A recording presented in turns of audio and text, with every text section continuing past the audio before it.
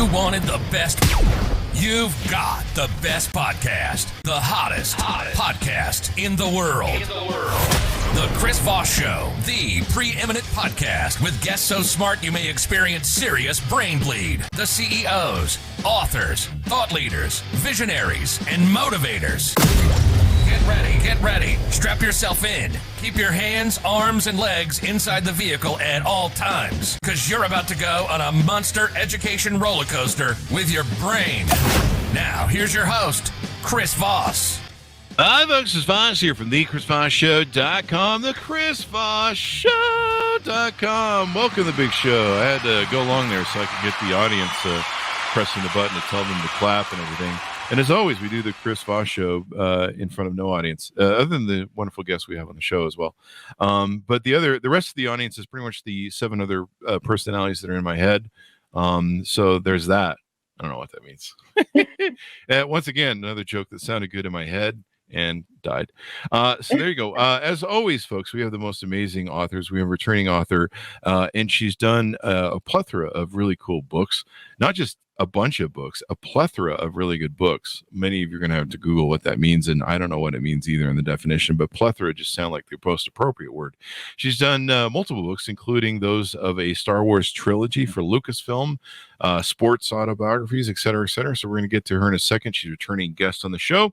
But as always, we have to use this point of the show to guilt, shame, and cajole you into going and give us 5-star reviews on iTunes, because then you'll receive the fullness of my love. It's like a God human relationship where if you really want God's love to shine on you, you must go, did I just do like a narcissistic God thing? Wow, that's fucking weird. I'll talk to my psychologist about that on Friday. So anyway, give us 5-star reviews over there. Go to goodreads.com/Chris Voss, LinkedIn.com/Chris Voss, YouTube.com/Chris Voss. And we're now killing it on TikTok, or trying to Chris Voss 1 and the Chris Voss Show podcast. She is the author of the amazing new book that's just barely come out, August 15th. The Book of Silver Linings. Nan Fischer joins us again on the show. She was on last year, so be sure to check out that episode and her other book as well. Plug. So we're going to be talking about her amazing book, what went into it, and why you should order it now. And buy like 5 copies, because you know what? Christmas is coming up. It'll make a great gift. We'll find out from her if it's a great gift.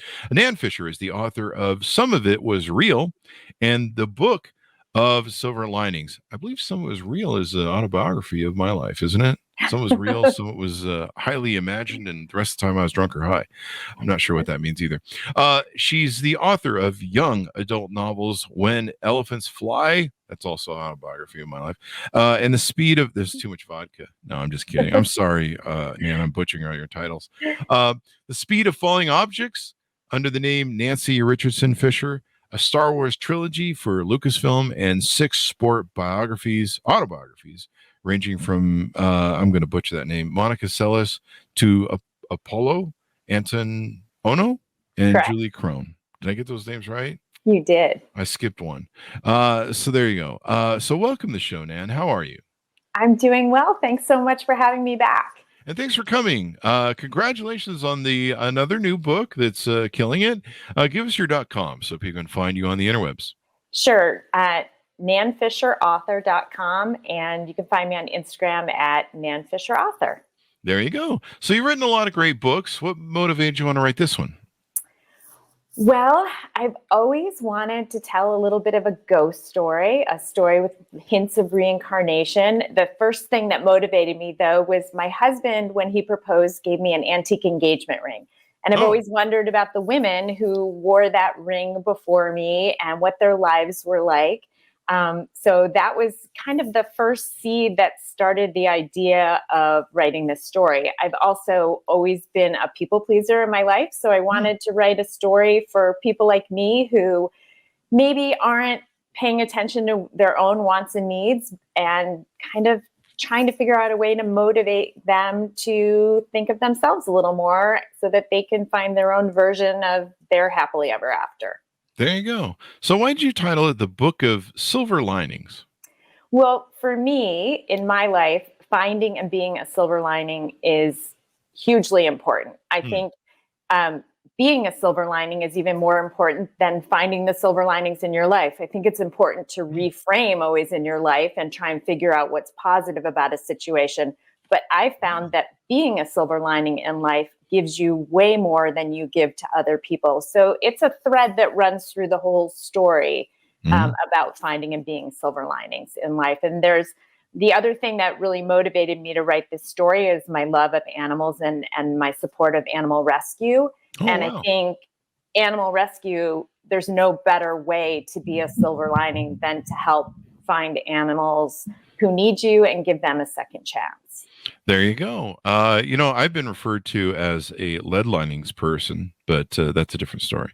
So I love the positive attitude of being someone who finds a silver lining in things.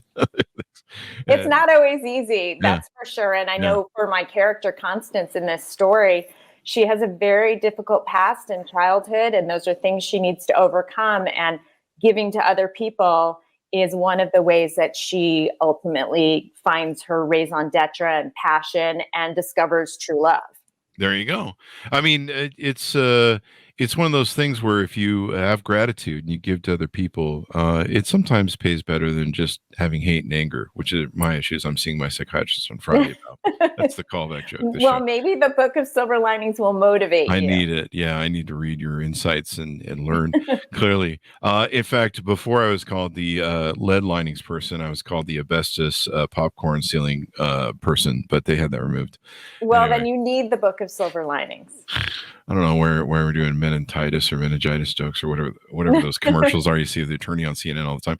So let's get into the deets. It sounds like this is kind of close to what happened with you and your now husband, I guess. So you're planning a wedding and you're trying to figure out where this antique engagement ring comes from. Well, so the basic premise of the Book of Silver Linings is that Constance is a people pleaser and an animal rescue volunteer, and her boyfriend proposes and she says yes, even though she's quite uncertain whether he's the right fit, which wasn't my case. I was sure, but she's very uncertain because her fiance he's kind, but he's very secretive and he doesn't love animals. And so he gives her an antique engagement ring, and to distract herself, she starts researching that ring and discovers that it's tied to a book of letters that was written by James, a World War I ambulance driver, about the war, but also about his love affair with this woman named Anna. And she recognizes a kindred spirit in James, so she writes this long dead man a letter confessing her fears, and she's shocked days later when she goes to read more letters that his ghost has written her back. What? Yeah, so the question is... I just got chills. Thank you. Well, the question is whether this impossible love affair will derail her life or whether it will help her find her voice, save the animal shelter where she works that's under threat, and also discover her true love in life. There you go. I'm literally having that hair stand on end experience. Oh, good. Like they just got me. I was like, you got me on that one. Yeah. It's a ghost story. It's a story within a story, and you kind of go along on her journey toward finding herself. And because I found in life that until you know your passion or until you know who you are, it's really impossible to have a successful relationship with anyone. So that's true. That's why I'm seeing my psychiatrist on Friday. Oh, good. This is good. Callback trick for the show. So this is really interesting, and it sounds like a lot of. Is it a fun? Is it a mystery? Is it spooky? It's spooky. It's a mystery. It's heartfelt. It's really a journey of one woman to find out who she is by this relationship with James's ghost, by reading about James's love affair with a nurse named Anna. She comes to recognize what she truly wants in life. But there's always everything I write, there's always a bit of a mystery, and hopefully every chapter you read makes you want to read the next chapter. There you go. It's billed as a feel-good book, preparing to fall in love with mystical realism and romance, magical, et cetera, from some of your reviewers. That's good. As I'm looking at products related to this item that other people bought, including your book, it's a whole lot of guys with their chests, evidently bare-chested.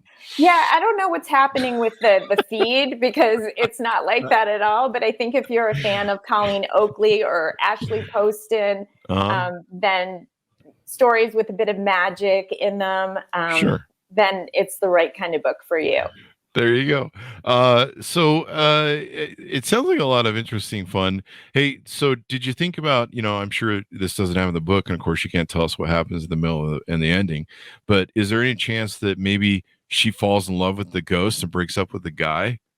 There is definitely a chance. I don't What? want to ruin things. There's also a chance that maybe things aren't exactly what she imagines. Oh. But there is a version of happily ever after. I find the stories that I write, I never want to wrap things up super neatly with a bow. I'm much, even though I like magical realism and ghosts and mysteries and bits of reincarnation, I still want to write a story that actually could in some way happen with an ending that is a bit more realistic. But so far people have been really happy with the ending, and some people have had concerns that they're afraid to read it because maybe there's animal cruelty, and I can tell you no animals have been hurt in the story, and the animals do have a happily ever after. There you go. And it is a work of fiction, people. Come on. Yeah. But no, you're an animal lover. So I was just setting up a premise for a joke there, and it went into the book. I didn't know. But I was gonna say most of my exes in my relationships think of me as a ghost because they're just glad I'm gone. Oh, well, that I hope that's not true. It's true. This is another reason I'm seeing the psychiatrist on Friday. Okay. Every show's got callback jokes, so we just find one and run with it. So there you go. Right. But I think everyone after 15 years and 2 or 3 episodes a day, 5 to 10 a week. How much? 5 to 15 a week, 10 to 15 a week. I can't even tell anymore. I can't feel my legs. What do you people want from me already? Go watch the shows. I need all the help I can get. I think that's where I was going with that. How much is departure from some of the other things you've written? And what was it like to write the Star Wars series? I mean, that had to have been a lot of fun for Lucasfilm. Well, it's a big departure from that. That Lucasfilm job was super fun. I mean, I remember watching the first Star Wars movie. I absolutely loved it. And the reason I got that job was actually because a friend was visiting. I was working for the University of California, San Francisco as a grant writer at that point. I was 22. I was super bored with my job, unsure what I was going to do with writing. And my friend was friends with someone at Lucasfilm. I went to pick up backstage passes for a Grateful Dead show because Lucasfilm did Dark Horse Comics and they were affiliated with Grateful Dead. I met a woman who worked at Lucasfilm and I offered to write on spec. So I offered to write for free. If she had any ideas, I would write a chapter or two. And after a year of doing that, I was hired to write a trilogy, a middle grade trilogy for them. And it was a dream come true. I mean, the universe, Star Wars, it's so impactful in my life. George Lucas is the only celebrity I've ever met where I've completely lost my words and was just said like 2 or 3 things to him. But yeah, it was unbelievable. It also made me realize I wanted to write fiction because up until then I had written, I think, one sport autobiography, Bella Caroli, the Romanian gymnastic coach. That was the first sport book I'd written. And I think I got that job at like 21 or 22.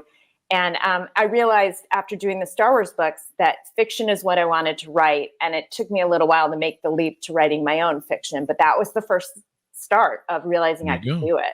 And it's such a great series. In fact, yesterday, I have some ideas for books if you ever want to contribute to, I guess it's Disney technically now, but this is from hard-drive.net. So I want to give credibility to this joke.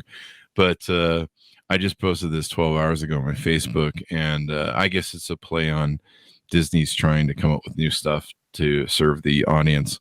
And I think the returning CEO, who's a great guy, has commented that maybe they should calm down a little with Marvel and what they're doing with Disney, and maybe not try to come out with so many movies. Anyway, so hard-drive.net put out a like an Onion sort of feature story that says Disney Plus announces new show about Luke's hand that got cut off. So his hand's gonna That's great. That's great. That's pretty funny. And I was like, they should do a show giving the Death Star its own narration where it's its own star, and I don't know, it does whatever. I mean, they've blown up the Death Star. Like, what is it? Like 99% of the movies. The Right. Death Stars in. I'm always like, these days, I'm like, are we blowing up the Death Star again? Like, why? Is there anything new? And so we should probably start seeing a movie featuring the Death Star from its perspective. From its perspective. Right. I mean, come on, you guys, stop. We've victimized this poor building for so bloody long in space, and it has feelings too. I think. I don't know. Maybe some That's people funny. say it does. So maybe we should see what it's like being the Death Star, and people are always trying to blow it up and crap, and you're just like, hey man, I'm just trying to float in space and get along with people, man. I don't have control over these evil people that are inside of it. So, that'll be coming out. He deserves a voice for sure. Yeah, that'll be coming out with Mandalorian 11, and there you go. Anyway, enough making fun of Star Wars. So this should be an exciting book for you to go out. Are you doing the big book tour and stuff? Are people touring now after COVID's dead? Or I heard it's some people are touring. I'm mostly doing podcasts and Zoom things, stuff like that, where I can reach the most amount of people with a guaranteed audience. Yeah, and it makes great for Google search and stuff and stuff. I always wondered about. I mean, bookstores are nice. I don't want to dump on bookstores because they're very necessary. And support your local independent bookstore. I support mine.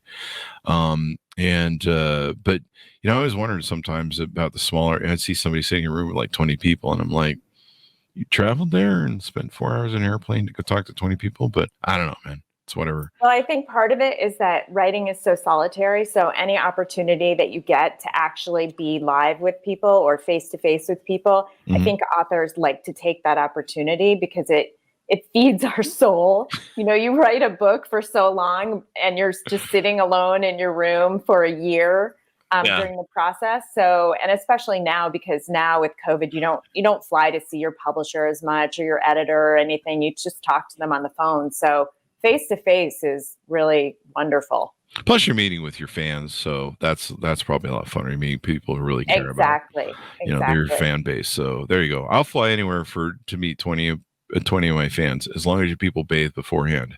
Because that's important. I've seen what it's like. They run up at me screaming, "The Chris Voss Show!" And it's like, I have body armor on. Get away from me. So there's that. But yeah, this should be a lot of fun. People can read about the book. It sounds like a great adventure. Anything more we want to tease on it before we go? Well, I wanted to ask you, do you believe in ghosts? Have you ever had any experiences? I don't know. When I was young, I probably had some things, but I don't believe in ghosts. I've had some spooky. We used to go sometimes on Halloween and go tour cemeteries and silly stuff like that when we were young. But no, not at this age, 55. I'm jaded and bitter and have no imagination left. So, what about reincarnation?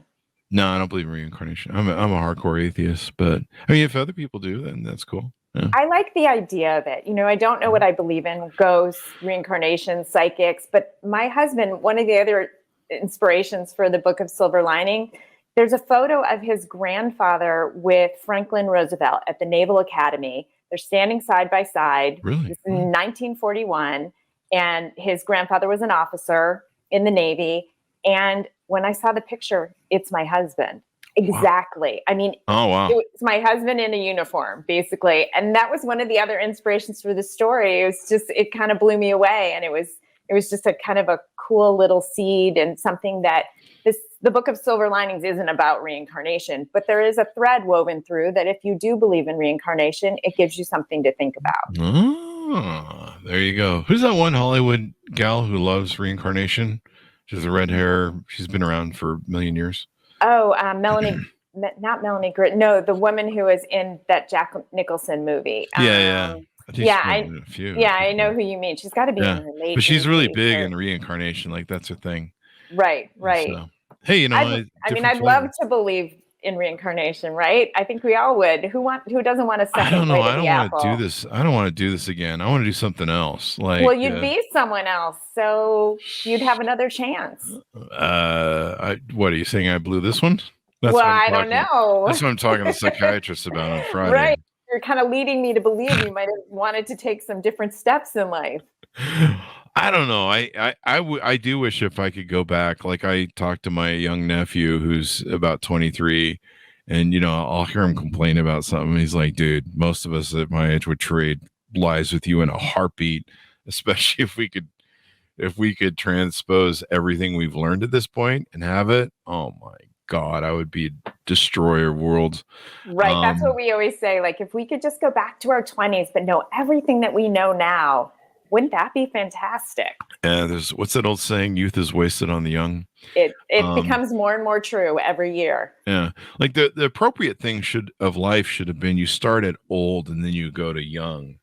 Yeah, I completely agree, because then at least when you're, wearing diapers, it's cute. Yeah. Well, I mean, we're all wearing diapers now eventually at this point, so Right. It's going to come full circle, which is another reason I'm seeing my psychiatrist on Friday. Well, Nan, it's been wonderful to have you on and very fun. Please keep coming back for all your books, if you would. I would love to. Even if you end up doing the Star Wars Death Star version of the hand, please come back. Thank you. I'd love to come back. I always like talking with you. I can see this little hand, like, what was that one show, The Munsters or the Addams Family? Right, with the hand. With the thing, the hand. And so, like, it just has its own show. They're probably going to do that with the Addams Family. So, Nan, give us your .com so people can find you on the interwebs. Sure, nanfisherauthor.com. There you go. And thanks so much for tuning in. Go to goodreads.com/Chris Voss, youtube.com/Chris Voss, LinkedIn, YouTube, Twitter, TikTok, Chris Voss 1. Order the book wherever fine books are sold. August 15th, 2023. It's out.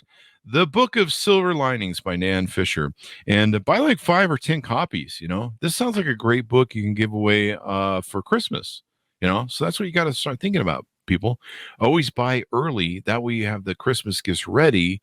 And then, what's good about books that I love about books? You can always buy a bunch of them. And then if somebody who you weren't getting a gift for gives you one of those surprise gifts, you're like, crap, now I got to give them a gift. You've got one in the back room and you just go, oh, hey, I was thinking of you when I bought this. And then you give it to them. So that there is you go. Fantastic idea. There you go. There's a lot of that going on right now. I'm pitching Christmas books. So buy extra, give them away, and have people enjoy them. Give them away to your book club. Do people do book clubs anymore? I know they do. They do, and I Zoom with book clubs all the time. So if people want to, do any of my books for their book club, I am always happy to Zoom in and chat. There you go. We should start a Chris Voss Show book club. Yes, for sure. And Patreon and stuff. We thought about that once. We're going to have like, how some shows like 60 Minutes will do an after 60-minute show. Yes. Bill Maher will do an after show. We thought about doing that on Patreon, where we kind of have like we chop it up with the guests maybe after the show in the green room and then, kind of give them a little bonus thing. That's a great idea, because there's so many secrets to writing a book, and there's secrets about the publishing industry. And there's a lot of things that when I do book club that people want to know about. They want to know about the publishing industry. They want to know about how you found your agent. And they also want to know about the inspirations behind your story and about you as an author and what part of you is in the story and why it was important to tell. And we get in these incredibly detailed discussions with a lot of people sharing, and it's one of the most fun things I do. There you go. One of the things we were talking about doing too is giving away signed copies of authors' books, if we can get them to send us a thing or two. So I'll see if I can build that out and make it a plan. Send me the address and I'll send you a signed copy. Sure. Then we'll just give it away to one lucky winner and some. So, all right. Sounds good then. Thanks, Audience, for tuning in. Go to, we already did the bits. Thanks for tuning in. Be good to each other. Stay safe, and we'll see you guys next time. It's turning into a whole other